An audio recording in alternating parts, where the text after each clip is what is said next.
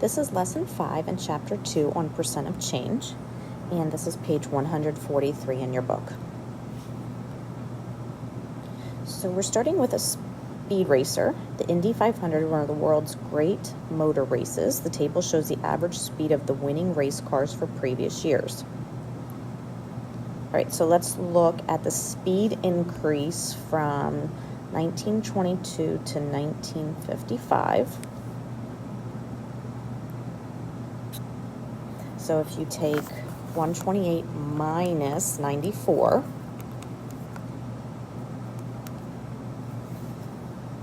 the speed went up 34 miles per hour. And we're going to write over top of that, or on the bottom of that, the original speed from 1922, and that's 94. So you're going to do 34 divided by 94, and that's going to give you 36%. So from 1922 to 1955, the speed increased by 36%. Now, if we want to look from 1955 to 2010, we're going to subtract 162 minus 128 for the top number, and that gives you 34. The original from 1955, where we started, was 128. So 34 divided by 128 is going to give you, we're going to round that to 27%. So the amounts of increases were the same, the 34 and the 34, but our starting numbers were different. So the starting speeds. In this left one, we started at 94, and on the right one we started at 128. So that's why our percents are different. But it looks like they made the most increase between 1922 and 1955 with the speed of the cars. All right, so this is called percent of change.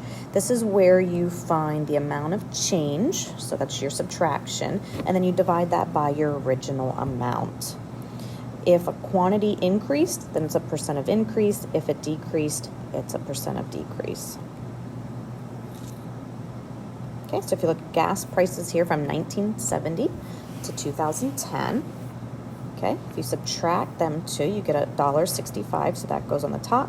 But the original price was the $1.30, that goes on the bottom, so it went up 127%. I mean, it more than doubled. All right, let's look at the next page at the bottom where it says got it. Letter A, find the percent of change from 10 yards to 13 yards. So we're going to go 13 minus 10 on the top, and we're going to divide that by 10 since that was our starting point. So you get 3 over 10, which is 30%. And that would be an increase because it went from 10 to 13. All right, letter B. The radio was $20. It's now on sale for $15. So 20 minus 15. We're going to divide that by 20 since that was the original. 5 out of 20 is going to be 25%. And that would be a decrease since it was on sale. All right, percent error. This is like when you use a guess to figure out how many candies are in the candy jar. So if you guess 300, but the actual amount is 400, you are off by 100 if you subtract those. And you put the actual amount, not your guess, but the actual amount on the bottom.